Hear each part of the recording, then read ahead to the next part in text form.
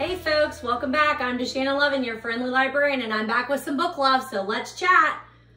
All right, I always think it's gonna be so pretty by the time I get to make another video, and then it just like way gets too much, and there's just stuff everywhere. So here's what I have to start with. I'm gonna move it around a little bit, clear off the desk, and let's take it one by one because I'm ready to chat. And I have a new book t-shirt, so it's time for another video. So I know it might appear like it's a bit chaotic in here, but quite frankly, I do a lot of planning between videos. I have my books lined up in a certain way, and luckily I also keep a Google Doc, so it's a running list of, hey, here's what I want to talk about the next time. Here are the books that I want to review the next time. Here's some stuff that I need to go back and revisit. So I do promise it may look like chaos, kind of like my life in real time, but I am a very planned person. So I'm not just getting on here and doing everything on the fly. I promise this is well thought out. My camera's a little bit off, so I know you do see some more of the chaos back here, but I'm going to talk to you about some of those. So if I do out of sight, out of mind, if I don't pull things off the shelf prior to, I just am afraid I'm going to forget that I actually have the cover to show you, which is another thing that was brought up, and that is I do YouTube videos. I think because it's very visual to me that I want to show you the book. I think that's why, or it's just how I started, I guess. But I have had somebody comment to me that I should turn it into a podcast because a lot of people, that's how they listen. So, you know, and that's what I do too. Like I do watch a lot of booktubers, but I listen more to podcasts or audio books. Those are the ones I'm more consistent with. So I'll think about it. I'll see what I can do. Maybe I can just easily change a YouTube video into a podcast. I'm not sure. Anyhow, the other thing is I know in my introduction, you can hear my dog whining. And there she is. She's back in the door. So, you know, again, real life over here, not getting paid for doing this, just doing it for fun and for therapy for me and for you. You're welcome. So I'll start off today with our drink of choice, and it's ice water. Why? Why ice water, DaShannon? Well, because we have a new refrigerator. So we've been married, I don't know, 26, 27 years. I don't know. I don't think we've ever bought a refrigerator. I think every house that we bought came with the refrigerator. I'm pretty sure.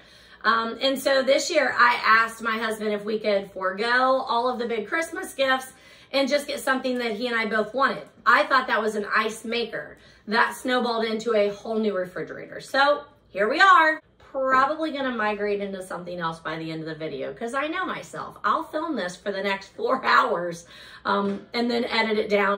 All right, so here are some of the books that I have read so far since the last time that we talked. I think I probably have to add Last Train to Key West on top of this, so I'll have to go and find that one. But these are the ones that I've read and put out reviews for since the last time we talked, and I always like to start there. So let's do that. Just a quick reminder, we do have an online Facebook group where we can chat between videos if you would like to, so feel free to join that. I do put the link below. So most of these books I finished during October, but what are we at? I'm filming today. It is Friday, November 18th, maybe, I think. So the first one I want to talk to you about is, it is not this one. It's one that I don't seem to have a copy of because I loaned it to someone else.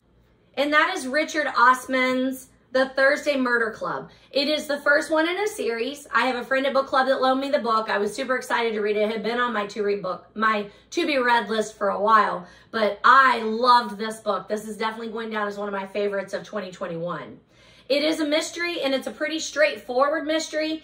I wouldn't call it a cozy at all. Just cozies are a little more lighthearted usually, a little more character-based. This is based very closely on some characters. It's a tight-knit group that call themselves the Thursday Murder Club, but it's more than that. So I would not classify this as a cozy. I would just classify this as a mystery. It is a modern mystery, and it's so fun. I will definitely be reading this whole series. I think the second one is called The Man Who Died Twice, and I think maybe it came out September of this year. So Thursday Murder Club came out last year maybe, but I'm just now getting to it. Stella's gonna grab her toy now that I'm on camera. She's gotta bring that donut in here and squeak it for you. Yeah, it looks like the Thursday Murder Club came out September of last year, and then the second one in the series, The Man Who Died Twice, came out September of this year. So on my list, haven't gotten to it yet, but I will because I really, really like it. I did laugh out loud numerous times, and I don't do that very often with books. Like, I might read them and they're funny or they're humorous, But this one I read quite a bit while my husband was here, and just several times I caught myself just laughing out loud, and he'd say, "What?" I'm like, "I'm reading," and it's really funny. There are 4 septuagenarians. I think there's 4 in the group.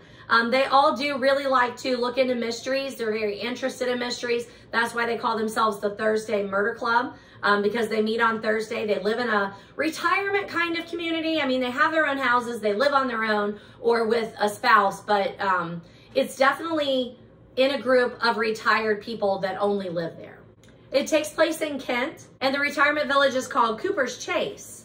So we meet the gang. It's Elizabeth, Joyce, I'm going to say Abraham, and Ron. Those are your 4 main characters. Now, there are other people that come and go, but those are your 4 main characters because those are the 4 members of the Thursday Murder Club. It is kind of in that cozy-ish vein to say that there is a cop that comes in who's doing the investigating, but these civilians are doing the most investigating, and it's kind of a race to see who could solve it first.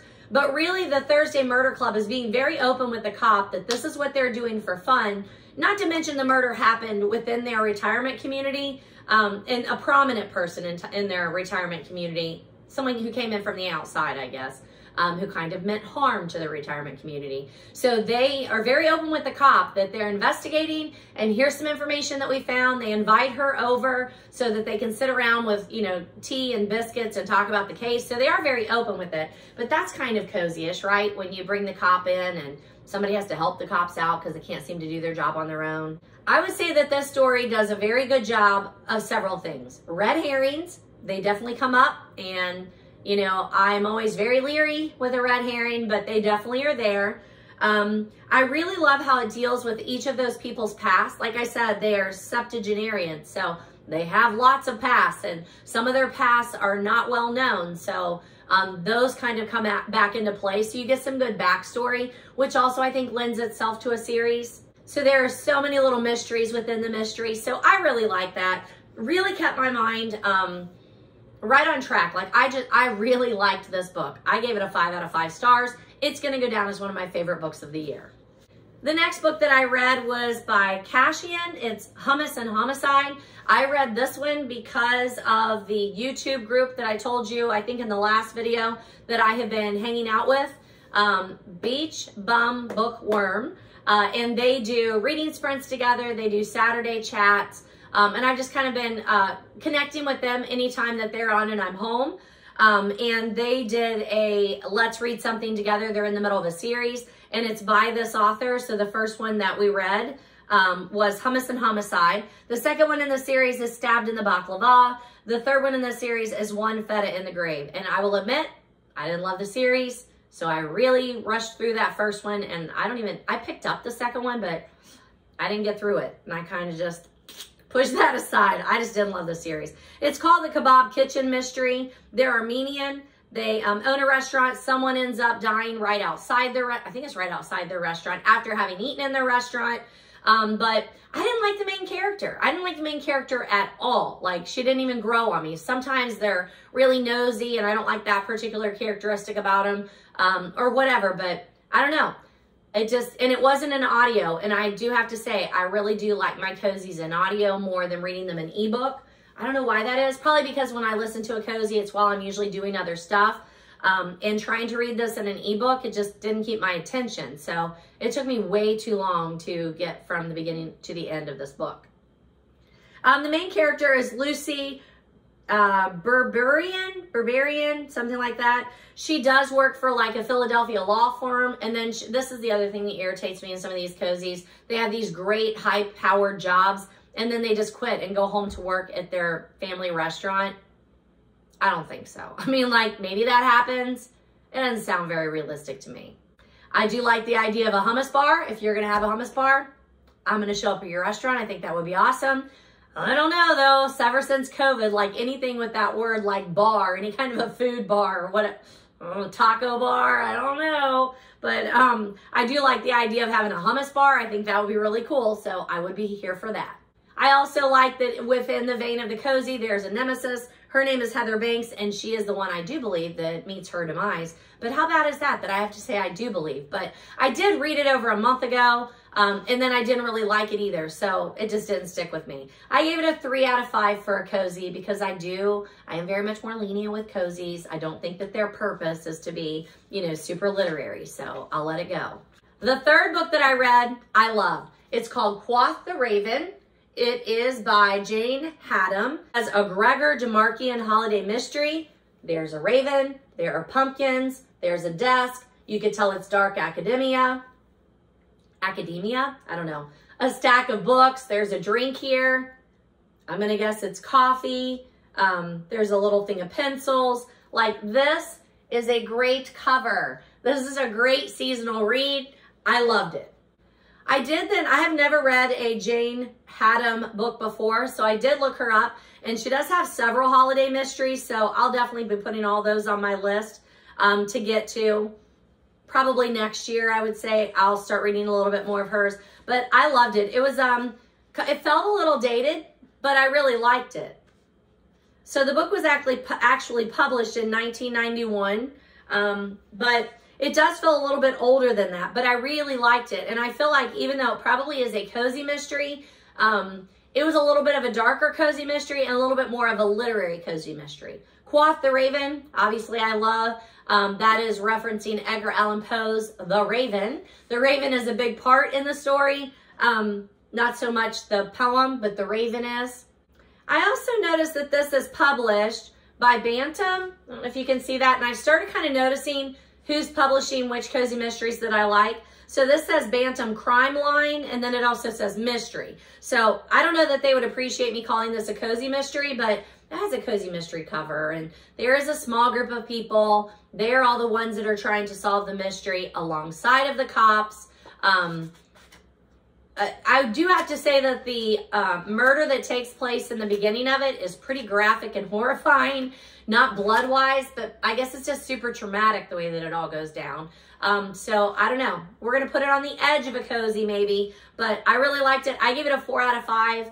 I don't even know why I didn't give it 5 out of 5 because I really, really liked it. I think by the time I got to the end though, I was just ready for it to get a move on it. Maybe that was what it is. I don't know where I got this book, but somebody, I have your directions here in case you need to get somewhere. Looks like you need to go through the drive-thru. I don't know. I have no idea what's happening here, but that's pretty funny. It even quotes Edgar Allan Poe at the very beginning. You know how I like what comes before the book. So it's on the prologue, Tuesday, October 29th.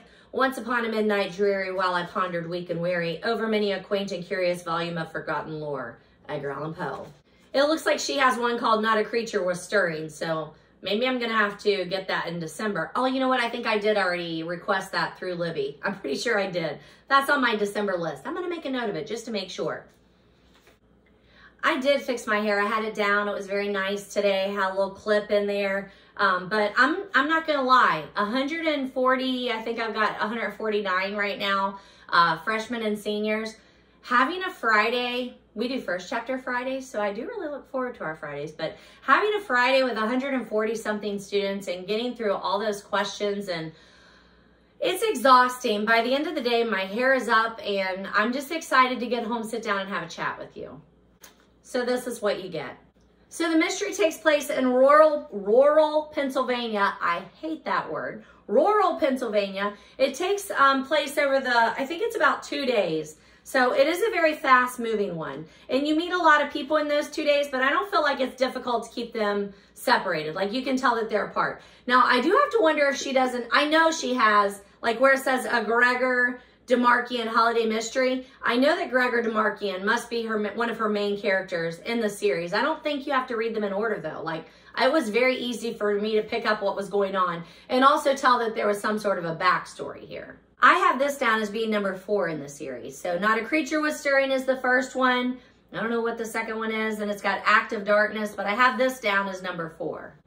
But this main character, Gregor DeMarchian, I think he's a ex-FBI agent. I think that's what he is. And there's another, one of his friends who's teaching overseas somewhere, and he comes over and he's going to teach at this college in rural Pennsylvania. But it's not like teaching like a semester or anything. He's just teaching this special little series of classes or lectures or something. So then he invites Gregor to come over for that. And then when he's on his way over there, that's when bad things happen. Actually, I think he's already there. Yeah, he's already there when the bad things happen. So interesting. The Raven in the story is called Lenore. Shock and surprise, Edgar Allan Poe fans. It has all those things you're looking for, some red herrings, some very complicated people with secrets. So by the time you're trying to figure out if everybody's secret is enough that they would kill for, then that's how the story progresses. So super, super like it. I would put it on your list for Halloween because it does take place around that Halloween celebration. And again, over 2 days. And there's, I mean, what is it? 276 pages. Super easy to get through it in a couple days. I ran through it. I loved it. Highly recommend Quoth the Raven by Jane Haddam. Haddam. So the next one that I did finish is None Like Him. It is by Jen Wilkin. I know I've talked to you about it a couple times, but I just hadn't finished it, so I finally did finish it. I think I pointed some of these things out to you, but I'll do it again. I like that it's just a nice cheap paperback, so I don't have a problem being able to mark it up. And then it does kind of work out like a workbook. When you come to the end of a chapter, you have these sections like this, where it's got verses for meditation, and there's 3 verses on there, questions for reflection, where I can write in my, responses there. And then at the very end, it says pray. Write a prayer to the Lord. It tells you what it is that you should be praying for after reflecting on this chapter. And I just really like that. I thought it was a pretty quick book. I took my time moving through it because I wanted to use it as part of my devotional reading in the morning. And I really liked it. I thought it was one that kept my interest, was very clear. And, I've talked to you about some of the other books that I've read for devotionals that I'm like, I'm glad I read it, but we're not on the same path here. This one, on the same path. If you told me 5 years ago that I would one day write a book for Christian women that led off with a quote from Proverbs 31, I probably would have punched you in the face. Arguably, no chapter in Scripture is more over-referenced when it comes to addressing women, but stick with me as we teeter on the brink of cloying triteness. For the purpose of the business at hand, I do think Proverbs 31:30 deserves a second look for what it says about women and more for what it says about God. So this book is definitely a 10 ways God is different from us, and each chapter focuses on one of those differences. And I really liked it. It really spoke to me. There are a lot of quotes in here that I marked. And a lot of times when she would pull a verse out and I would read the verse, I'd be like, I've read the Bible. I don't even know how many times I've read the Bible. And then I'd be like, I don't remember ever reading that. Or maybe she just put it in context for me. I don't know. I really, really liked it. I also like that she's super straight up with you. Like, she does point right out that our human desires do not line up with God's desires, and that it is our job to get them back in alignment. It was exactly what I was looking for. This year, 2 of the other devotionals that I know I've talked to you about were Springs of Devotion, which were just short prayers. And again, it was nice, but, nothing special. And then the Bob Goff, The Love Does. And again, I liked it. It was a good read. But this is more of a devotional than the Bob Goff, where I feel like that is more inspirational. Oh, I also read Kate Author's Lord Teach Me. That was really trying to get you to dig in, but I felt like I had already done that years and years ago. So it was nice to have a refresher, but it wasn't really what I was looking for. I also saw that on here, people who liked this book liked Gently and Lowly, and I picked that up at a little library, I think, not too long ago. So that's also on my list. And then don't forget, where's it at? I have an extra copy of Women of the Word. So if you want this extra copy, I am happy to mail it to you. I will pay to mail it. It's by Jen Wilkin, who is this person. So my friend Gail, when she recommended this book, she recommended both of these. So I ordered both of them on Amazon, and then I found this one somewhere cheap. So I went ahead and picked it up, and I am happy to share it with you. I have not read this book yet, but it is next on my devotional list. So let me know. The next book that I read was The Legend of Sleepy Hollow. I don't know that I've ever actually read the book, so this one got donated to my classroom, so this is not my copy. It goes back into the classroom, but it's The Legend of Sleepy Hollow by Washington Irving, and the edition that I have is illustrated by Arthur Rackham, and it's amazing. Actually, it says Janet Swartz. I don't know who that is, but thank you, Janet. We appreciate it. I did read this to my class. I thought that they would enjoy it, and they did. I'm looking to see, there are these great illustrations in this edition. Some of them just look like pen and ink, and then some of them are in color like that. So just, I mean, they're just ridiculously entertaining. I loved it. I loved the old feel of the story. Like I said, I thought my kids appreciated it too. Some of the places are a little slow. Again, I'm reading mostly to freshmen and seniors, general and honors. And some of them liked it more than others. Parts of it drug a little bit. We stopped and talked about it at some points, but I really liked it. I'm glad that I ended up reading this to my class. I believe Washington Irving wrote the story in 1820, and then I think the guy who illustrated it in 1905. So you do get a mix of your time periods in there. But my students picked up on some of the details, like the fact that they mentioned Cotton Mathers, they mentioned the history of New England, witchcraft. And I thought that was interesting because there's a lot they don't seem to pick up on that I think that they should know. And then they know that. So I loved that. Obviously, the description of Ichabod Crane is a well-known character. Some of the other characters, some of the other words they use, like, I think it was Hessian. They kept saying Hessian, galloping Hessian. And I had to look it up because I'm like, I don't know what that is. That doesn't make any sense to me. But the description of some of the other characters like Katrina von Tassel and Bram Verblunt, I just think the descriptions were just, I am so glad that I finally took the time to read this classic instead of just knowing what the story was. I did try and find some of the movie versions on TV, and there were some. There was a movie, there was a series, and I watched a little bit of both, but quite frankly, they didn't really hold my attention, not like the book did. So maybe I'll revisit those another time. I do always feel like that fall and Halloween is way too short for me to get in all of the movies and books that are Halloween related that I want to read. So I just feel like I never have enough time for that. So it'll go on my list of things to do for next year. Highly recommend. What did I give it? I would think I gave it it doesn't say on here, but I would think I gave it probably a 5 out of 5 because I did really read it. I did really enjoy it. And I would highly recommend that anybody tries to read it. So the next one that I read was a borrowed book from my friend Stephanie. It is My Best Friend's Exorcism, written by Grady Hendrix. He is the author of Horror Store, which is a play on IKEA, in case you're wondering. And we met him down at Books by the Banks. And this is the book that she bought. And then I bought the book. I thought I even pulled it to talk to you guys about. But it's something like the history of paperbacks. So if I don't come across it in the video, I'll have to pull it and talk to you about it in another one. Because that's the one I bought when she bought this. And then I just kept saying, I need to read that book when you're done. And when she finished it, she was like, yeah, you need to read this book. It is super quirky. So this is one of those books that, quite frankly, I have no idea who I'm going to recommend this book to because it is bizarre.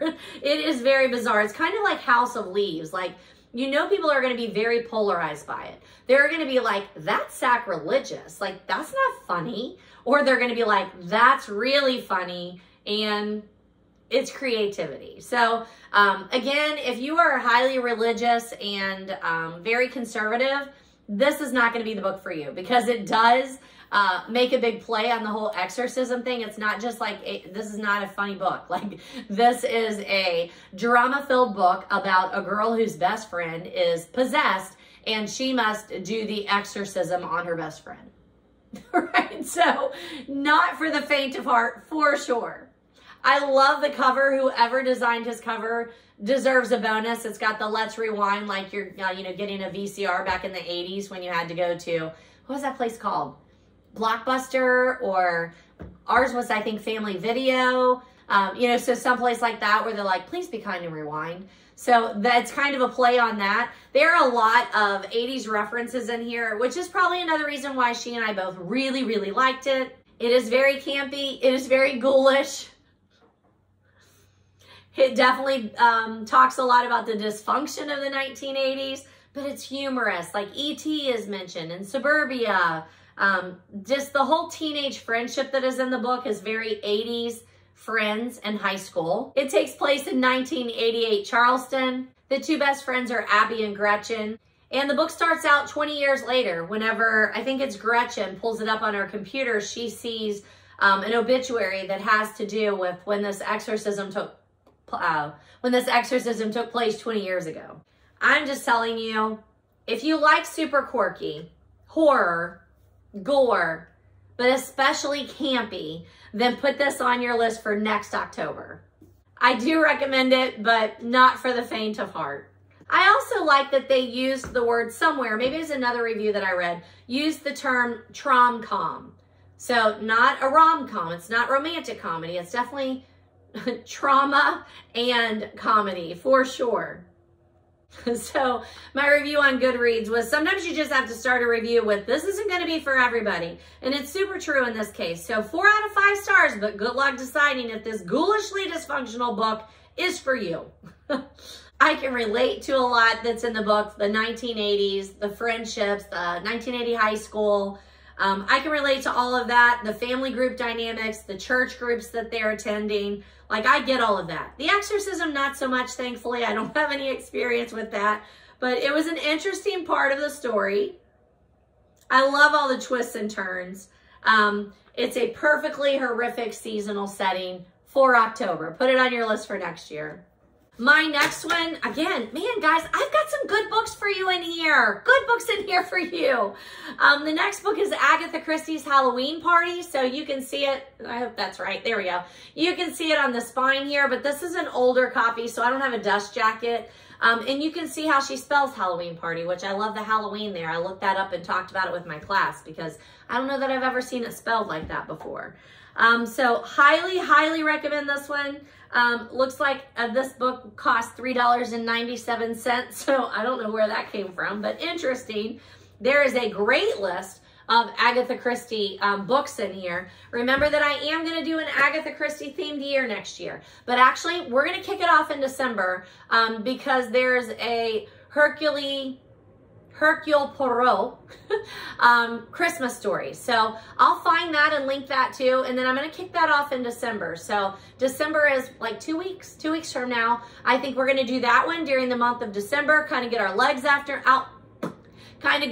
underneath us. And then we're going to do one every couple of weeks or so. So if you want to join us, I would love to have a great group of people who are excited about discussing Agatha Christie. We're going to do them all in chronological order for how they were published. In this particular one, the dedication is to P.G. Wodehouse. I thought that was interesting. Whose books and stories have brightened my life for many years, also to show my pleasure and having been kind enough to tell me that he enjoyed my books. Isn't that a lovely dedication? That's like one of the best dedications I've ever heard. I don't think I've ever read P.G. Wodehouse before. I've heard of him, her, I've heard of them. But I don't think I've ever actually read anything there. So I have a Post-it note here that says read aloud, so let me try. Monsieur Poirot, said Mrs. Drake in her fine speaking voice, which Poirot thought would come over excellently in a small lecture room or village hall. I am so pleased that you could come down here. Mrs. Oliver has been telling me how invaluable your help will be to us in this terrible crisis.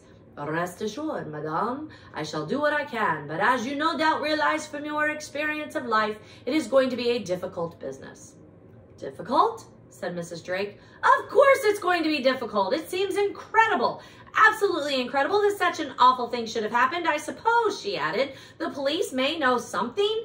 Inspector Raglan has a very good reputation locally, I believe. Whether or not they ought to call Scotland Yard in, I don't know. But the idea seems to be that this poor child's death must have had a local significance. I needn't tell you, Monsieur Poirot. After all, you read the papers as much as I do, that there have been some very sad fatalities with children all over the countryside. They seem to be getting more and more frequent. Mental instability seems to be on the increase. Though I must say that mothers and families generally are not looking after their children properly as they used to do.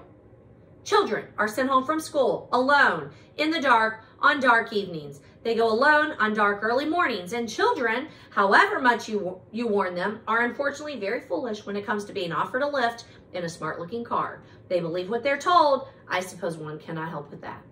It's just so entertaining. I loved it. So I read it, and then I did watch the season, season 13?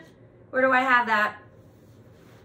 BritBox, I believe it's season 12, episode 2, on BritBox, the Agatha Christie's Hercule Poirot series, and you can watch the Halloween Party. Now, they change a lot. They open it differently.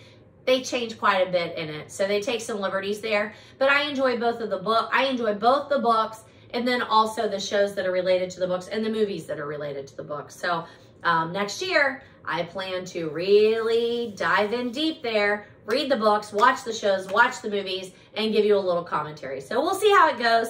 I am super excited. I also like when I'm reading some of these books, like even this Agatha Christie one, something comes up, like they talk about the snapdragons, and it's basically like a bowl of raisins, and they light the raisins on fire, and the kids are like they're singing something, and they're grabbing the raisins while they like pop up on fire. What? Like, I've never heard of that before. So I always like when little tidbits come up like that I've just never heard of before. It's very entertaining. And then there's always those little details that Agatha Christie puts in there, like how uncomfortable his shoes are, or how he's very particular with the way that he dresses, that you're like, is that going to lead into the story, or are you just like setting up the character, right? So in this particular story, again, very Halloween based. So put it on your list for next Halloween. But there is a Halloween party, thus the title, and one of the young girls who earlier in the evening was bragging that she had inadvertently seen a murder take place, but doesn't say what the murder is that she saw take place, is murdered herself. And so they are trying to find out if someone was trying to shut her up or what exactly happened. So highly recommend Agatha Christie's Halloween Party. The next book that I read, I must have taken back to school, but it was Practical Magic by Alice Hoffman. I was so disappointed. This is a 2 out of 5 for me. I don't often do that, but man, I did not like this book. I have had this on my to be read list for I don't even know how long. So maybe it was the build up to it, the fact that the movie is very popular and comes up every year. I've watched the movie several times. It's not one that I watch every Halloween, but this year I was doing a little bit more seasonally like that, references and stuff. And Alice Hoffman came up with a new book in the series, but I never read the first one. And she's one of those authors that I had read The Blue Diary by her back in 2004. And I remembered liking it, but not loving it. Like it was at the time anyway, it was very modern fiction. And I wasn't reading a lot of that at the time, unless it was like an Oprah book club pick or something like that. You know, I was deep in the library at that time, so I was mainly reading young adult books to recommend. But I was like, you know what? I'm getting Practical Magic this season and I'm going to read it. And I started reading it and I had to make myself finish it. I did not like it. I very rarely just do not like a book, but I didn't like it. I think it was a little surprisingly vulgar at times for me. I don't have any problem with that. I read smut. Like, it's not that at all. I think it's my expectation of what a book is going to give to me. So I thought it would be more like that, like a witch's story, I guess, because I know the sisters are raised by witches, right? By their aunts or whatever. So I thought it would focus more on that. And it did focus on that some, but I don't know, just not enough for me. And there was so much family drama, and I also just I don't do good with just straight out drama that's drawn on and on and on. Like, come on already. And then there was a good, conflict in the end, but it wasn't enough for me to raise the rating higher than 2 out of 5. No, I don't even recommend it. Like, I don't. I would like to hear if there are like people that you're like, oh, I love Practical Magic and I read it like every year. Do you, or do you just watch the movie? Maybe that's it. Maybe the movie's just more popular. I don't know. Not interested. I know I talked to you about Alex Erickson's Death by Hot Apple Cider. I've talked to you about all of Alex Erickson's books before. I've read the whole series and I've read them in order. So this is number 9 in the series. And I gave it a 3 out of 5, which is pretty on par for the rest of his books. It is by Kensington Publishers, which I do seem to really like their cozies. Alex Erickson, I like this series. It's just not my favorite cozy series, but I will read all of them. And I had really been excited to read Hot Apple Cider, Death by Hot Apple Cider. So much so that I just was so upset when I couldn't find it back in October. But that's because it didn't get released until like the 21st, I think, of October. But it's more of a Thanksgiving than Halloween. Is taking place a little bit before Thanksgiving. There's a local festival. Very cozy, small group. We know these people. Christie Hancock is there. She's our main person. She's always our main person in this one. Her boyfriend, Paul Dalton, is there. I really like Paul Dalton. I like their relationship, but it seems to be they're trying to like suss some things out. So not really sure again. It didn't focus on their relationship as much in this one. It takes place in Pine Hills, Ohio, so I like that it's a local kind of mystery. I do love the atmosphere. And I really like that this one actually is built on the premise that there's a patron who wants to ban books. He doesn't like that the library has all this smut. How is there a video that I use the word smut twice? I don't know. But he doesn't like the books that they're pandering to people. He thinks that they're influencing people, especially the murder books, are causing people to want to commit murder or whatever. So that's an interesting take on it. And especially as a librarian, like, I thought that was interesting. I liked that. So it was a good one for me. It's a 3 out of 5. I enjoyed it. I did get the book on ebook. Is that how I did it? Yes. I read this one on ebook, so I don't have a copy to show you, but I have shown you all of the Alex Erickson book covers that I have had, that I own so far. And that's quite a bit, like Death by Coffee, Death by Tea, Death by Pumpkin Spice. I recommend this series. I think it's a solid, cozy series. I thought it was interesting how both of her exes, Will Foster, and I can't remember what the other one's name is, but they kind of get pulled into Christie Hancock's mystery during this because they both need her help. So she ends up with like all 3 guys there, and they're like, what's the other one doing here? So I thought that was interesting. Rita has a boyfriend in this one, if you know Rita. I was a little surprised by that, and I liked that detail.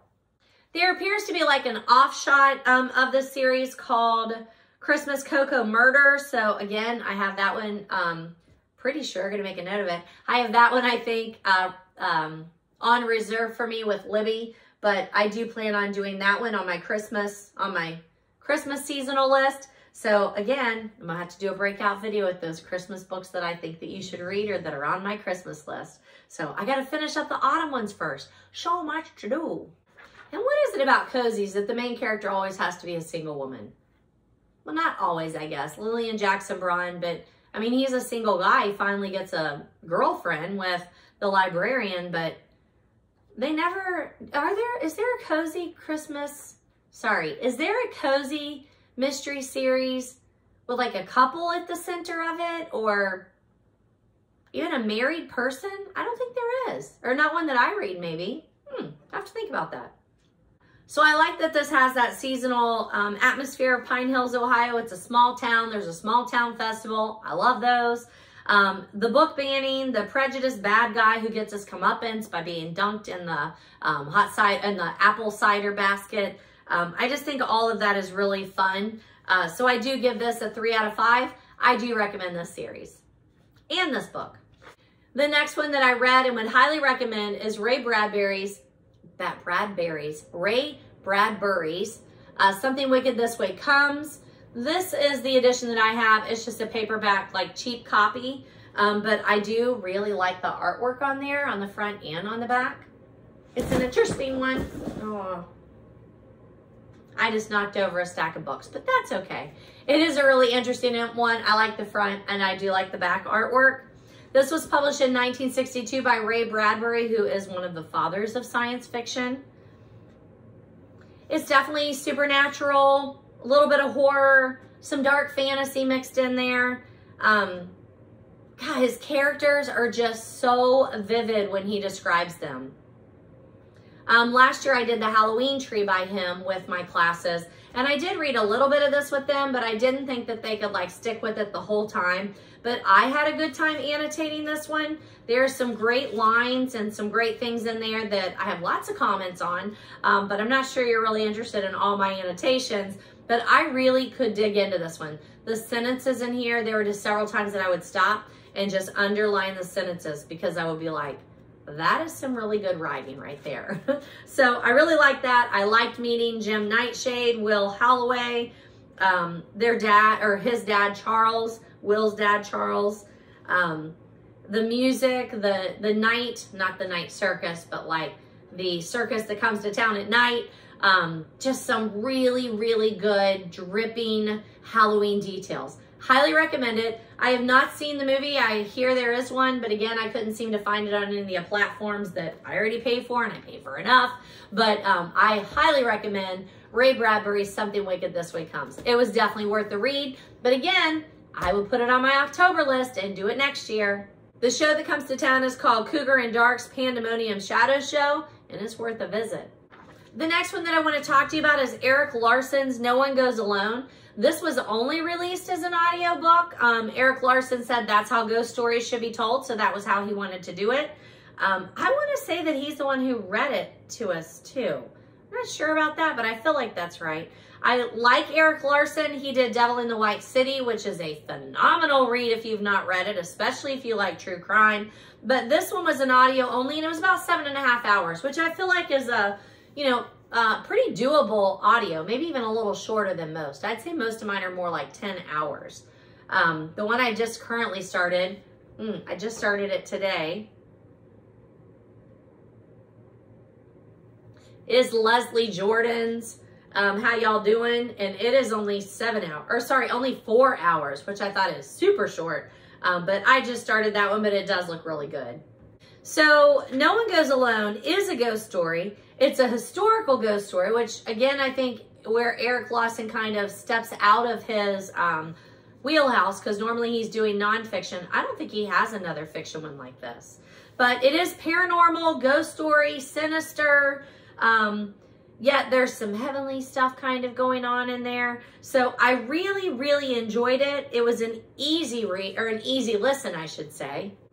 One of the most interesting things about this audio is that he weaves the real and the imagined together. So there are several real people, like the Professor William James. In this particular one, he's leading an expedition, but he's a real person in history. He's a psychologist. There's some real places that are talked about. This one takes place on the Isle of Dorn in the North Atlantic. And William James has called these people, these specialists in their field, to come and try and prove whether or not there is a ghost or there isn't a ghost. And of course, once they get there, they realized that there was a family that had lived there for a while and they had disappeared, and that's what they're trying to figure out. They think the house has something odd about it, so they're trying to measure things that are in the house. It's weird, it's creepy, and it's a really good story. Of course, when they get there, they get stranded. Their cuddy, I think they call it, their ship or boat or whatever, gets taken away. It's supposed to be maybe in a storm, but then when they go and look, they're like, that doesn't look like a storm did that. That looks like a human did that. So they get stranded there, which leaves them plenty of time to then solve the mystery of the ghost. There's definitely some romance that goes in there with the suspense and the mystery. When you get to the end of the audio, Larson does add that author's note, and he tells you some of the truths and some of where he weaves in the fiction. The setting is 1905 North Atlantic. It's a secluded island where the group has gone to study some strange happenings that have happened there before. I do highly recommend this one, but again, I put it on my October list for next year. I do highly recommend this. I don't know. I probably gave it, I'd say, a 4 out of 5. And then the next book that I read is called Devolution. Devolution. I don't know how you want to say it, but it's by Max Brooks. He is the author of World War Z. And this one has a subtitle of a first-hand account of the Rainier Sasquatch Massacre. Again, borrowed it from my friend Stephanie. It's ridiculously good. I have no idea who to recommend this to. If you like Sasquatch, this is a good one. But even if you don't like Sasquatch, even if that's not something that even remotely interests you, this book is so unique. It is built on the premise that someone came across the journals of this person who is living in this commune, basically, of these 4 or 5 houses that are built in a circle down from Mount Rainier. Is that how I want to say it? And Mount Rainier ends up erupting. And when it erupts and sends things down, it basically chases that wildlife that's up there down into these societies. And they're so secluded that they can't leave. Parts of the roads have been washed out or whatever. They're basically waiting to be rescued. But while they're waiting to be rescued, there are other animals that are hungry, such as the Sasquatch. I loved it. It was a thriller.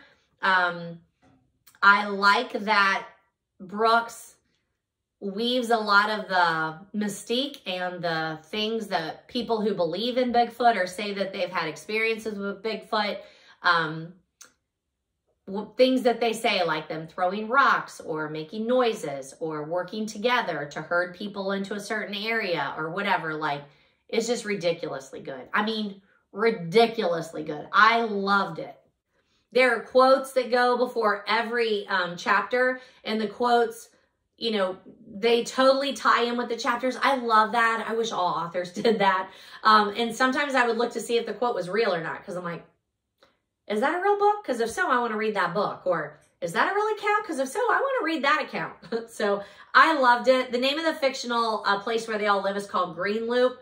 The guy that's in charge is like this visionary who really wants to provide this safe place out there for people to grow food on their own. And it doesn't mean there's no technology, because they live in very smart houses that have a lot of technology. So it's not like they're off the grid or anything, but they even get like some of their stuff delivered via drone. So it's not like they're trying to be cut off from the world, but he wants there to be a safer place for these people to form a community together. Anywho, by the time I got to the end, I had kind of forgotten how the book started, which was a nice surprise. And it kept me interested. I was stealing away time to try and get this book to the side so that I could read and read it quickly. So highly recommend it. I'm guessing, again, why I don't see why I put how many stars, but I would say I gave this a 5 out of 5, because up until the very end, like, I was just thrilled. I was tickled at how the book was going along and how I just really liked this format of reading the entire book under the presumption that you're being told the facts. This is what happened. And yes, somewhere along the way, someone has witnessed these Sasquatch. They wrote it in their journal, and you can believe it or not. So there's where it is. I loved it. Okay, so I don't have a copy of the last book that I want to talk to you about. And I also had not posted a review. So I'll get that out there probably tomorrow, because tonight's Friday night. So should be able to do that tomorrow. But the book is called The Last Train to Key West, and it's by Cleeton. I don't remember what the lady's first name is. Anywho, we did it with our book club, and we actually met last night with our book club. I'm not a huge historical fiction person to start with, but it was really good. You know, not going to be one of my favorite ones of the year, but again, probably just more because I'm not a huge historical fiction fan. What do I want to say about it? I don't think it's a series, but she has a number of books that focus on, like this one is Key West. She has one that I think that is Cuba. I think she has one, or maybe it's Havana. I'm not sure. But I know that Reese Witherspoon picked it for her book club, and it's been very popular. So it's a good one. It's also, like one of our members said, it's very Dickensian. Dickensian? I don't know how she said it, whatever. Everybody's like, what? But she said, you know how like you're going to meet all these characters and then you're going to find out that they're all somehow related or come back together. Somehow they have relationships with each other. I don't know. I don't know that I've ever noticed that before, but yes, that is definitely what happens. You meet a number of characters. It's told from multiple points of view. And then they do end up either meeting at the beginning or in the middle, or meeting at the beginning and coming back together at the end, or this person is related to that person or whatever. So yeah, okay, they do. Lots of intermingling there. And I enjoyed it. I think it's a great one for book clubs. It was easy for us to talk about Key West and Old Florida and Cuba and what the Americans' part in Cuba has been with the different leaders. So definitely gave us plenty to talk about. So I do recommend it. I think it's a great read, especially for a book club. And if you like historical fiction, then you need to be like picking that book up today, because it is a great one for historical fiction of that train that Flagler had that went down to Key West, and just how slow we were to react that there was a hurricane coming.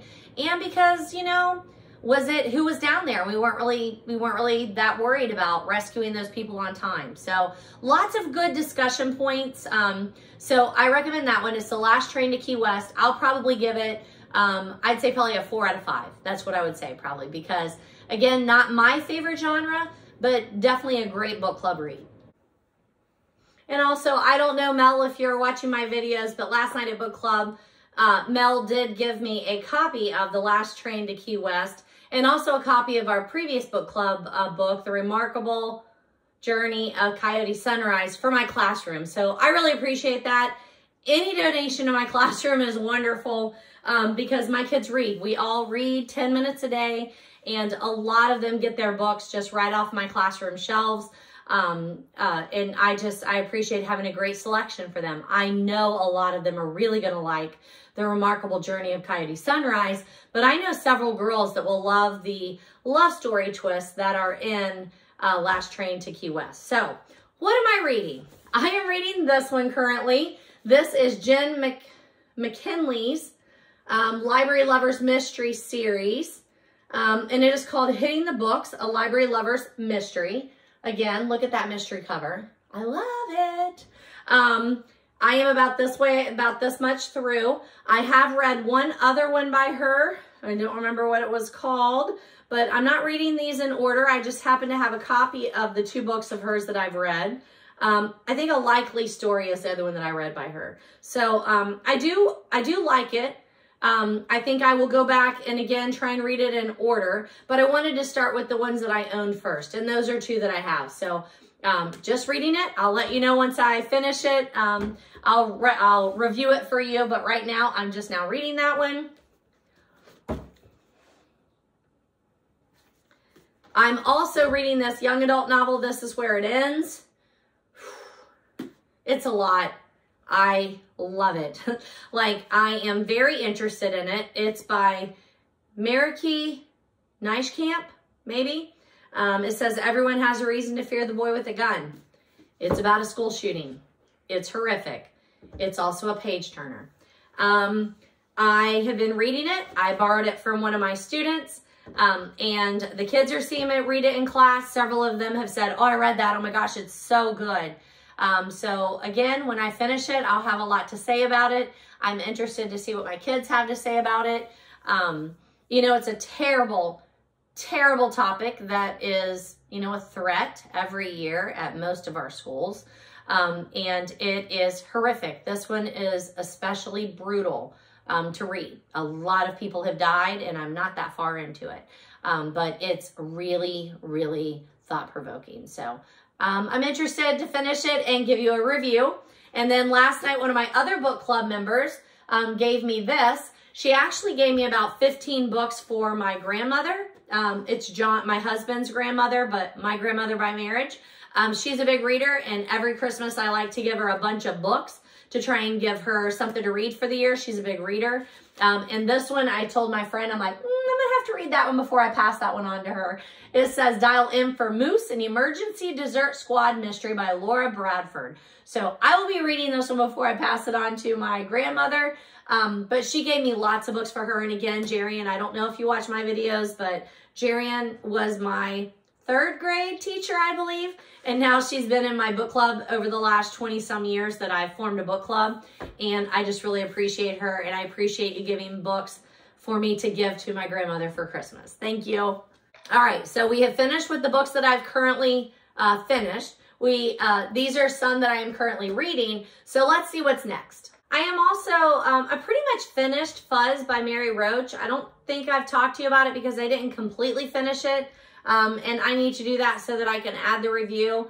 I think the last couple chapters, like I was reading so fast to try and get through it because I knew I needed to return it. So I'm going to check it back out from the library, make sure that I finished it, and then review that one for you. But it's Fuzz by Mary Roach. Ooh, which reminds me, Goodreads, if you're a Goodreads person, connect with me on Goodreads. But about this time every year, they put out their 2021 best books of the year, and they do it in a number of different genres. I could spend a whole video talking to you about Goodreads and their like best books of the year because it's really, really well done. But quite frankly, in the last, I don't know, several years, I've really focused on trying to read modern fiction, more popular books, more current books, because when I was in the library, I read so many young adult books that were in my library so that I could recommend and hand them to somebody. So, you know, I've just been trying to shift out of that focus and do a little bit more adult reading, a little bit more adult modern fiction reading. So I was surprised that whenever I looked at those books this year, even for as much reading as I've done, I only have read a couple that are on those lists. And I do have a couple that are on my list. But yeah, God, I'm still not doing a great job of that. So another goal for next year. I started reading what's her name? V.C. Schwab, I think, The Invisible Life of Addie LaRue. I listened to it. I've been in line for it forever. So I started listening to the audio and I think I'm going to give up on it. And I think that's probably a pretty fiery statement on BookTube. So I know it was really talked about. It's been a really hot title. I don't know. I don't love it. Maybe it'll grow on me. Maybe I'm just wrong timing. I'll return to it later, but I think I'm going to turn it in and go on. I also have a number of other books on audio that that I want to listen to now. So I don't want to waste my time on one that whenever I have an opportunity to turn it on, I don't, because I'm just not that interested in it. So I think I'll return it, put it down farther on the list, and then maybe return to it later. So I do have some of those revisits, corrections, or updates, and one of them is that unfortunately the winery that I talked to you about in episode 15, Bardwell Winery, closed. That's unfortunate. I really like their cider. But I was reminded whenever I went past it yesterday to get to Sons of Toil, which is the winery out in Mount Orb that we held our book club at yesterday. They have a building where they have their winery, hard cider kind of thing, beer. And then it's not winery. Is it winery? Sons of Toil. It's probably a brewery, I would say. But they have hard cider. They have a main building. They now have an open kitchen. So yesterday we had like burgers and fries and that sort of thing. And then they have an outer building area that is a little more like temporary feeling. And that's where we held our book club. And that worked out really well. We were the only people out there, so it was easy for us to have a conversation. But unfortunately, Bardwell Winery that I talked to you about in episode 15 has closed.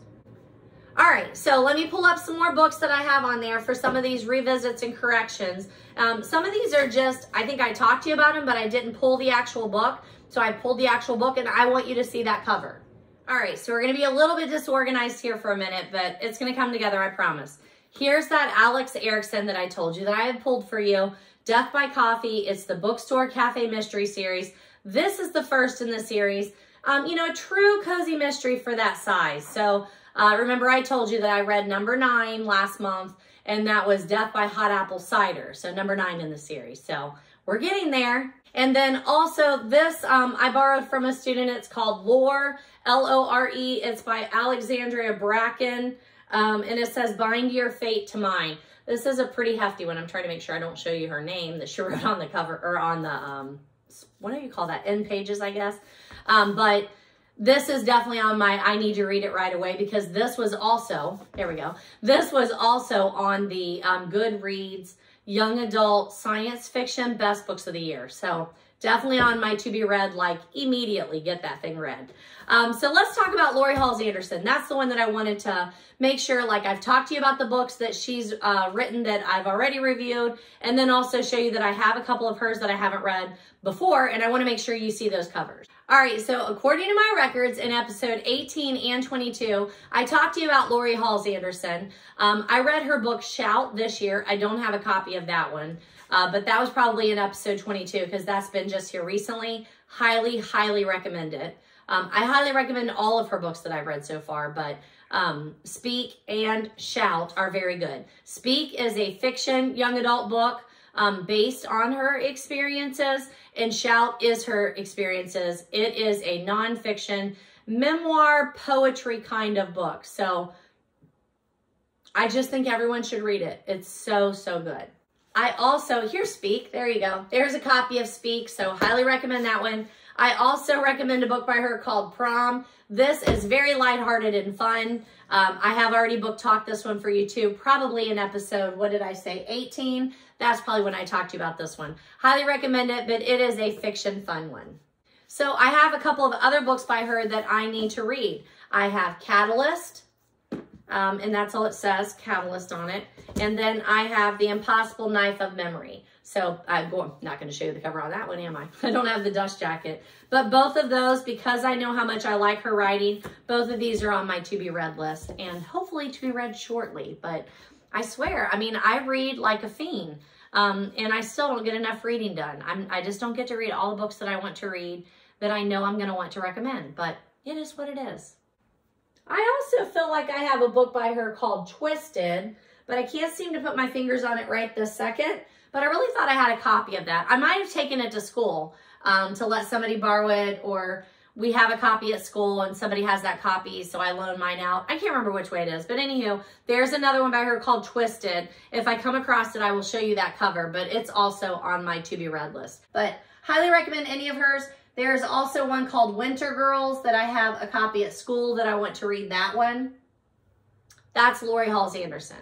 So the other Anderson that I pulled some of the books is M.T. Anderson. So I have this little, I think I picked it up at an English conference. It's like a preview maybe of The Astonishing Life of Octavian Nothing, Traitor to the Nation, taken from accounts by his own hand and other sundry sources, collected by Mr. M.T. Anderson of Boston.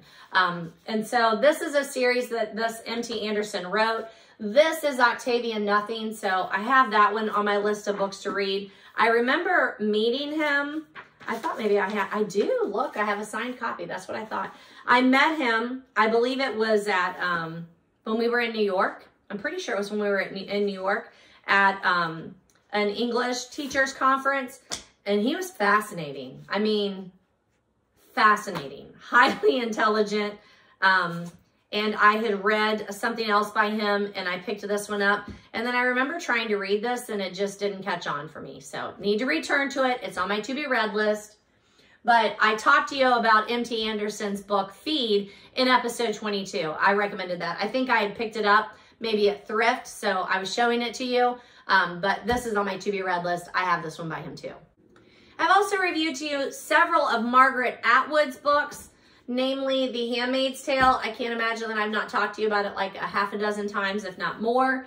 I see that I did that in at least episode 20 and 22. I feel like it's been more than that, but maybe not. But then after that, I noticed that I have a couple of other books by her that I'm putting on my to-be-read shelf. I have The Year of the Flood. I don't know if I can, there we go. The Year of the Flood, The Robber Bride, this small one called The Door that looks like I picked up at Half Price Books for $2. And then The Blind Assassin, and notice that got the winner of the Booker Prize. So, I mean, again, I want to read everything that she has written. I think she's incredibly talented and insightful. I look forward to what she has to say. So these are going on my to-be-read list, and I've already read Oryx and Crank, The Handmaid's Tale. Did I do another one?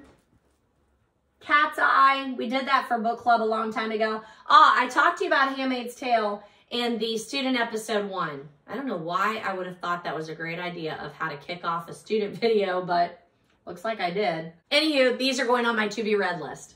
All right, so I'm switching over to an adult beverage. What do we have here? We have Tropical Mango Moscato. It looks like the brand name is Tropical Moscato. I have no idea where this came from, but I do know that I did test it out there in the kitchen, and it's awesome. It says quintessentialwines.com. I have no idea where that came from, but there it is. Cheers. So I noticed that I picked up a couple of Baldassis in my last haul, but I might not have shown them to you, so I'm going to throw those out there to let you know these are on my to-be-read list. And I have read several David Baldassi books, so I'm going to put those on my list of books to review because I really like him. He's one of those authors that writes very different kinds of books, like different genres. And one of his is one that is coming up for Christmas called The Christmas Train. I love it. It's one of my favorite seasonal books. So I'll make sure to put that one in the video for you. But these are going on my to-be-read list. We have The Winner, The Finisher. This one's a young adult book. This is actually published by Scholastic. Who's his regular publisher? I don't know. This says TW Bookmark. Oh, here we go. Warner Vision. I don't know. That's a little odd. But this is actually Scholastic, and this is book 1 in the Vega Jane series. I've not read it, but I really like him, so I need to read it. Saving Faith, which I know is an adult fiction book. This is by Warner Books. Here's The Keeper, which is probably the second book. Yep, book 2 in the Vega Jane series. Again, young adult on my to-be-read list. The Innocent. There you go. Oh, look at that. Look at that handsome fella right there, David Baldassi. We have Walk the Wire. It says it's a thriller. This is by Grand Central Publishing. David Baldassi's One Good Deed. I mean, I just love this kind of size of a paperback that I can just throw in and read some of it. But this is by Grand Central Publishing also, and looks like a thriller to me. Definitely looks like a thriller. And so those are the ones that I've recently picked up in the book haul. Wanted to be able to show you those covers and let you know that those are going on my to-be-read list.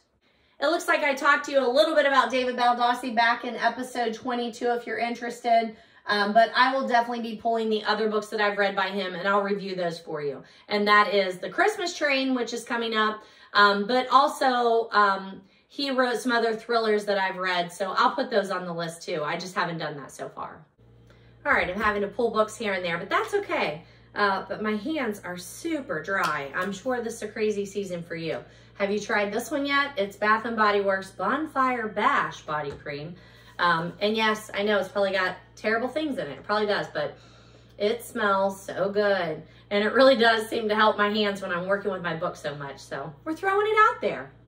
All right, so Ray Bradbury, I always say it wrong. Ray Bradbury.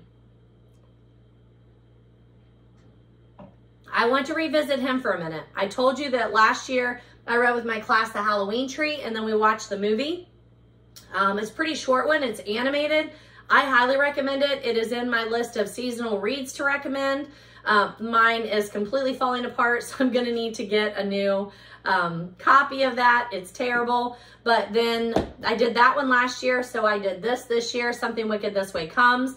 And then I still need to read this one. It's called The Homecoming, and it's illustrated. So I'm throwing this in like my next, I'm going to read this one for the end of this year. I'm going to get that one on my list because it's been on my list to read for a long time. It's a short one, and I'm a little behind, quite frankly. What am I on? I'm at 76 books. I need to get 25 more books read by the end of the year. I really don't think I'm going to have trouble doing that because there's a lot that I'm in the middle of that I just, at the end of the year, they kind of pile on. But I do need to get a couple in there. This will be a good one because it's a nice short one. So definitely need to be reading this Ray Bradbury's The Homecoming. And then I have recently recommended both of these to you, The Halloween Tree and Something Wicked This Way Comes. Looks like I've talked to you about Ray Bradbury in episodes 15, 22, and 23. Oh, two other books by him I don't have the copies of, but I would highly recommend are Dandelion Wine and Fahrenheit 451. So again, I will look to see if I have reviews out there for those, and I will talk to you about both of those, but I recommend both of those, Fahrenheit 451 and Dandelion Wine. And I'll add reviews and then talk to you more in depth. So another book that I have mentioned to you, but I realized I didn't actually put the review out there, is Sweetness at the Bottom of the Pie. It is by Alan Bradley. It says here that I talked to you about it in my episode 22 with the book haul, but I didn't actually talk to you about the review because my review is out there from 2019, October of 2019. We did this with my book club, and it came back up whenever I found a copy on Thrift and I put it in my classroom and I book talked it there. So this is actually called a Flavia de Luce mystery. So it is a series. It's the first one in the series, I'm pretty sure. We read it with my book club. This is a pretty classic mystery. And by that I don't mean like classic old. I mean classic as in not a cozy mystery, not a mystery thriller. It's more of an Agatha Christie type of feel of a mystery.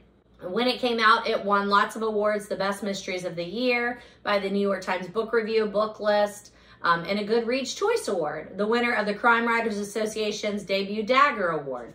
And I agree. I love a good mystery, and this was a good one. I don't know why I haven't continued with the series. I need to look it up because it's set in England. I really like that. The main character is a younger girl. Is she a main character? I feel like she's a main character.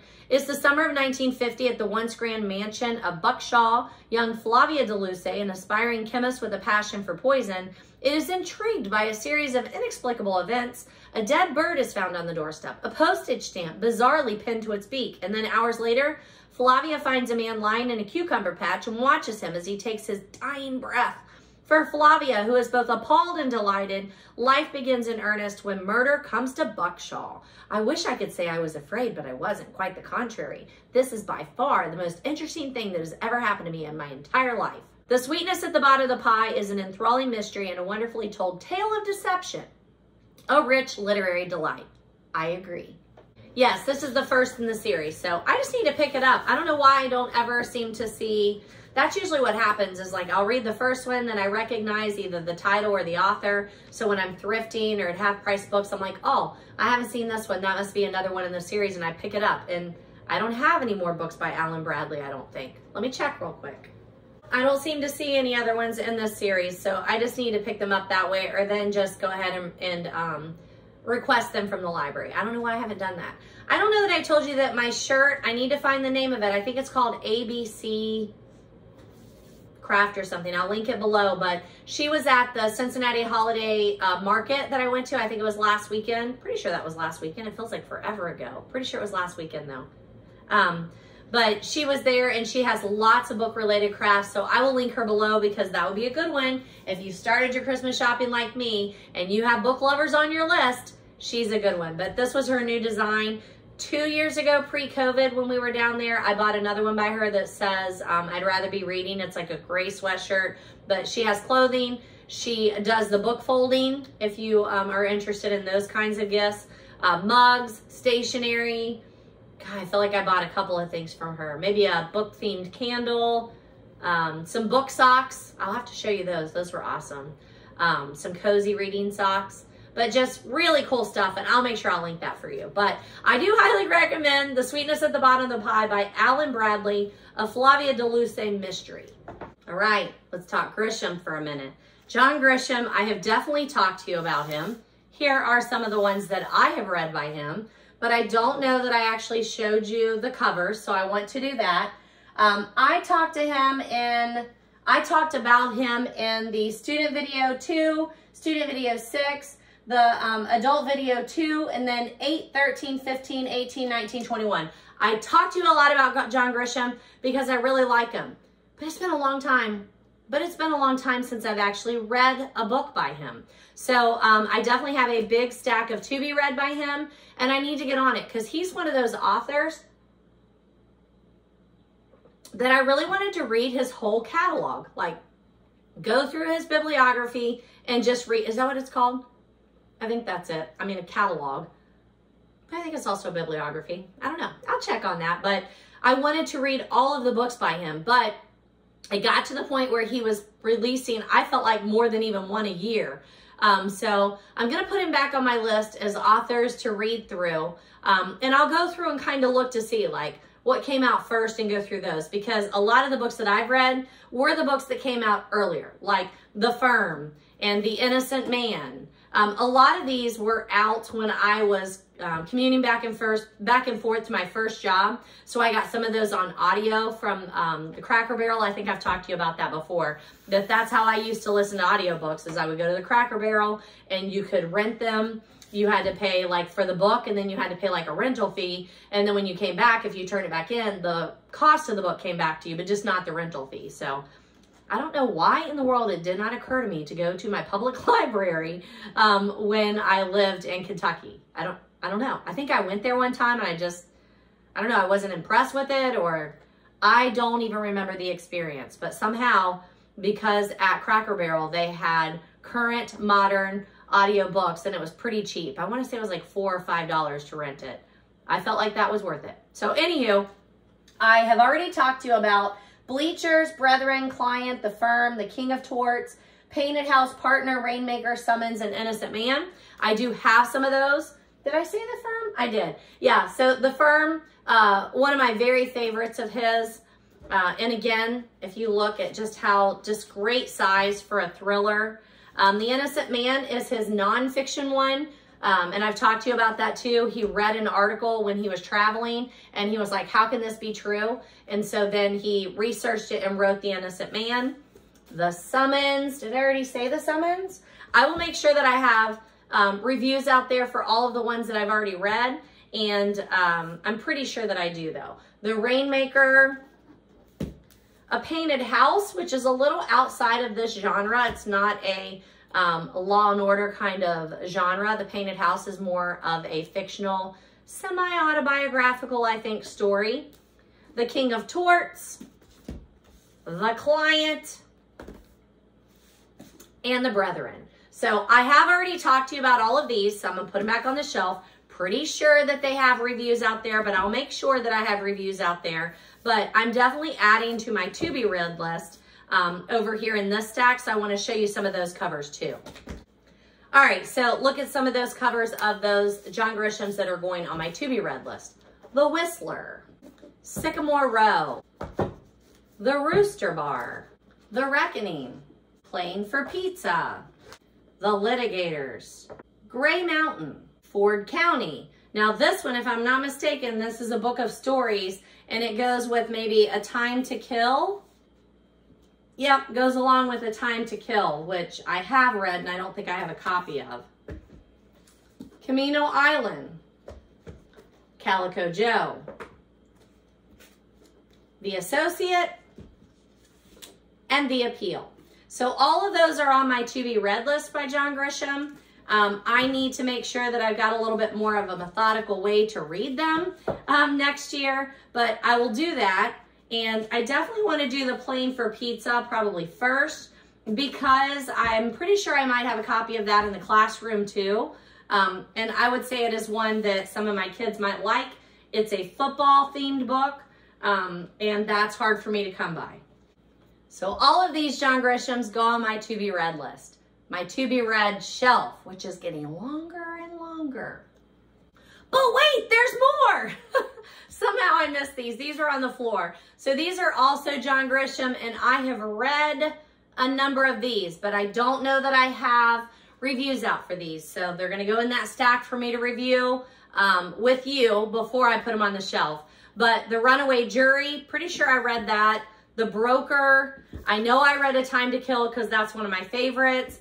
The Testament, some of these run together because they're during that time. I know I read The Street Lawyer, couldn't tell you hardly anything about it, so I'm gonna have to do some reviews there.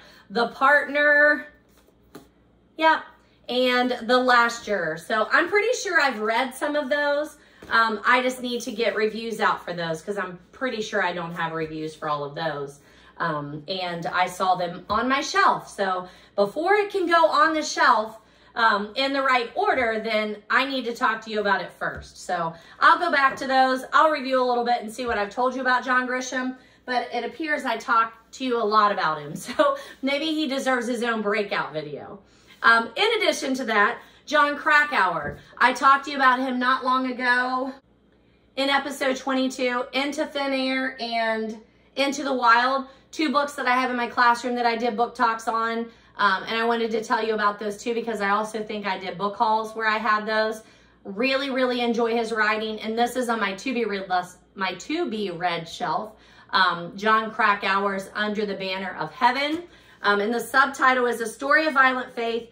On July 24th, 1984, a woman and her infant daughter were murdered by two brothers who believed they were ordered to kill by God. The roots of their crime lie deep in the history of an American religion practiced by millions. I need to read this book. So definitely going on the short list. And like I said, I highly recommend Into Thin Air and Into the Wild by him. All right, another one I wanted to catch up on a little bit was Gary Paulsen. I read, was that this year? I think it was. Yes, this year I have reviewed for you Gary Paulsen's Winter Dance. I'll get it. Here we go. Gary Paulsen's Winter Dance. This is his nonfiction memoir, The Fine Madness of Running the Iditarod. Excellent. And we are coming up on the season when I think you would find this interesting.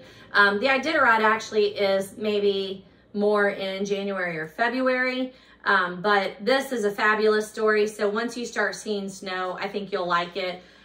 It is super, super good. Highly recommend it. I have two other books by him that I want to read, The Rifle and The River, and then I want these to go in the classroom. I have read Hatchet by Gary Paulsen, and I reviewed that. Unfortunately, I don't have a copy to show you that, but I did review that. Actually, it looks like I reviewed that in April of this year, but I read it a long time ago. But unfortunately, Gary Paulsen passed away. I believe it was last month. So I just want to say that his books really, really enhance the lives of so many young people as well as teachers.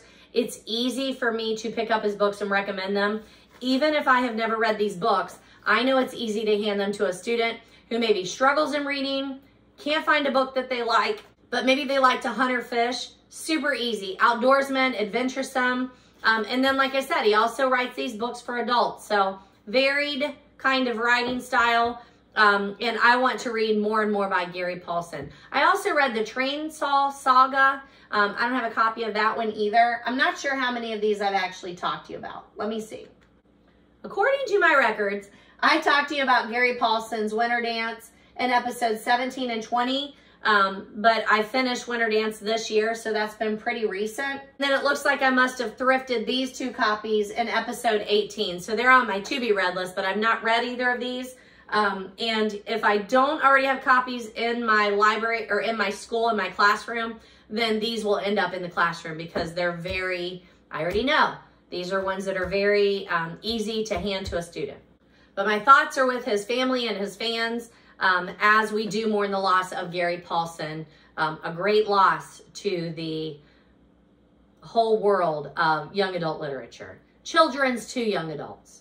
And even adults. All right, I don't have like hardly any book haul at all. I don't know how that happened. It's like some months I end up with dozens, and then some months I just haven't been thrifting, or I don't know. I don't have a lot. But I do have some magazines that I wanted to show you. I know I've shown you both of these, and my cousin happened to comment that both of these are September of 2021 book page issues.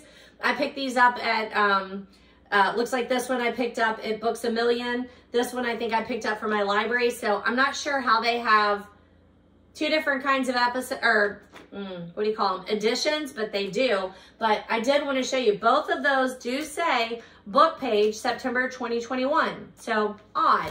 And I don't have in October or in November yet. I need to go pick one up at my public library. I'm getting the AAA, the magazine there. These are ones I normally just flip through. Sometimes there's something in there that I like. Sometimes I just toss it in the recycling. Somehow I started getting Women's Day. I don't know how. Remember I told you, I think I told you, when I was searching for the September issue of Vogue, I had a really hard time finding it this year. Like, it's not carried in the stores around where I live. CVS, Kroger, they didn't have it. So I ended up buying it at Target, and then one of my former students said they had like extra points from something. I can't remember what she said it was, but she's like, I can just get you that for free. They'll start coming in the mail. So thank you, Lindsay. So I have the September and the October, I think it is. Nope, November. October and November issue of Vogue. So I love magazines. I love looking through them. But I think maybe that's how I ended up with Women's Day. And then in addition to Vogue, they also send me Bazaar, Harper's Bazaar. So there's both of those issues, and that is September and October. So I don't know about you, but I don't like to go show up places without something that I can read.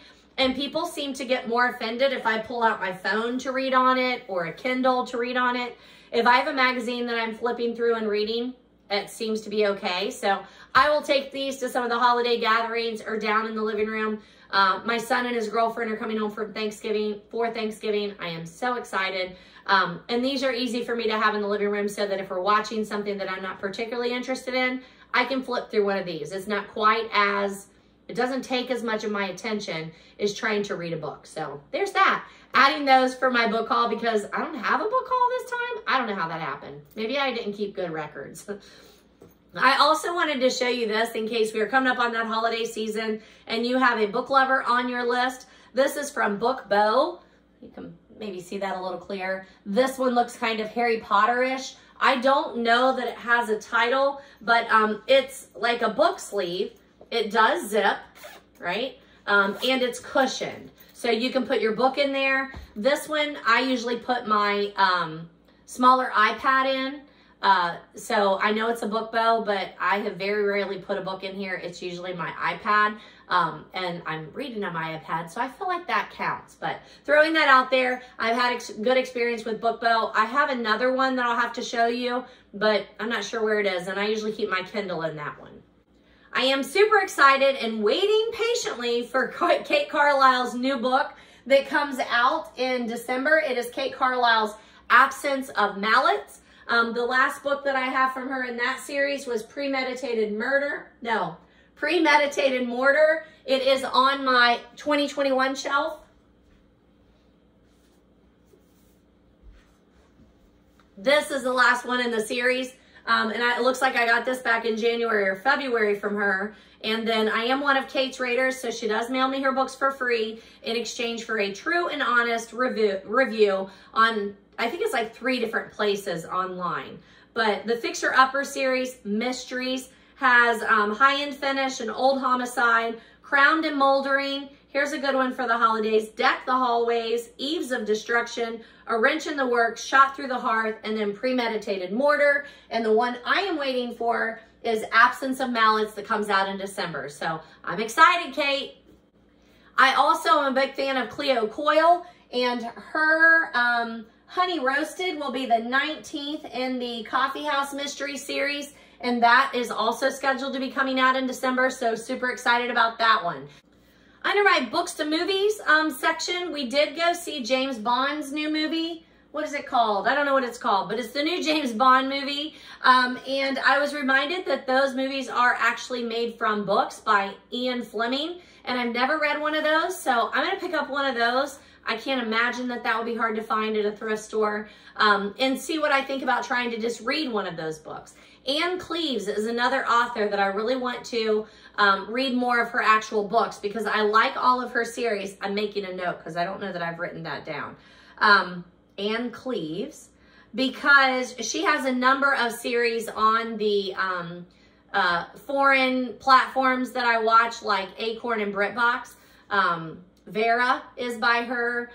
There was Dalgleish is the latest one that I've been watching, and both of those are by her. And it says right at the beginning that they're based on her books, and I just have never read those. So I would like to do that. She's on my to-be-read short list. I'm going to try and take really good pictures of some of the Harry Potter pictures that people have given me for Christmas a couple of years. There were 2 actually different people that gave me these Harry Potter framed pictures, but they are perfect in my library. So I'll try and get some really good pictures of those and figure out how to put them in. But I'm not going to lie. I love videoing, like shooting the video, but when it comes to editing, I don't know all those little tips and tricks. And by that time, I'm just like, oh my gosh, I've got to get that video out. So I need to play around a little bit more with it, but I'll try and get those pictures in there for you because there's some really good pictures that people have given me for gifts. And again, you might be looking for something for a book lover in your life.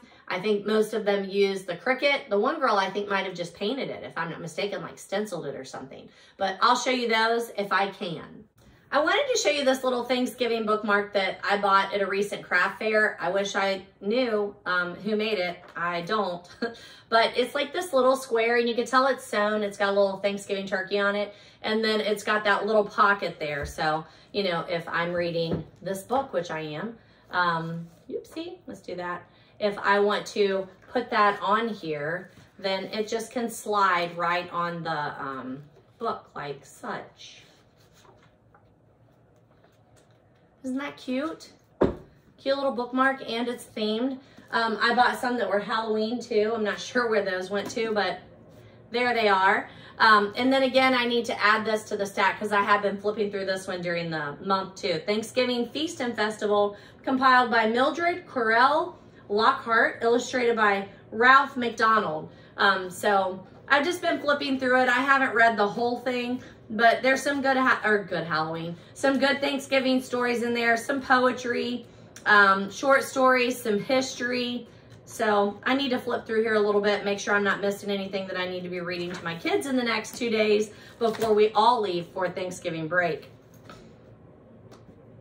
I also have this one on my short list. It is Maggie Sefton's Skein of the Crime, and it's a knitting mystery. I've started this one a couple of times and then laid it back down, but again, it seems to be pretty seasonal. It says fall has come to Fort Connor, Colorado, and the cool air has inspired knitters at the House of Lambspun to start on their hats and mittens while one person is inspired to kill. So I need to read this while it is still fall. I also have this nice little pamphlet by a Chuck Williams Thanksgiving, and it is Williams and Sonoma, and it has some little recipes in there. You can see on the back it says Williams and Sonoma. Most of these recipes are a little more than what I would normally do, like a minted cranberry sauce or creamed onions or a chestnut dressing. But every year I look at it and think I'm going to add something to the Thanksgiving table. We'll see. I do want to recommend to you a new podcast. It's by some of my former students. It is called Certainly Sinister. It's a true crime podcast. So if you are a true crime podcast lover, add this one to your playlist. I've listened to, I think, 3 episodes so far, and they're fun. I don't know about fun. I don't know if fun's the word that I should say, but, you know, if you're a true crime listener, you know what I'm talking about. You're not insulted. All right, I am happy to be your friendly librarian. All the books that I review on my YouTube, I try and get reviews out if I don't already have reviews on Goodreads, so you can link up with me there. I also push all of my Goodreads reviews over onto my Facebook page, so feel free to friend me there. Remember that you can easily find any of the books that I am recommending to you at your public library, your Libby app, your online ebook and audiobook library, but you can do all of that for free. There is no need to have to go out and buy any of these books retail, although some of the authors that are some of my favorites, like the Kate Carlisles and the Cleo Coyles, some of those would really appreciate if you bought a book every once in a while. But again, it is easy to find any of these books at your public library for free or often thrifted. Hit that subscribe and like button so that we can have chats more often. Thanks, folks. Enjoy.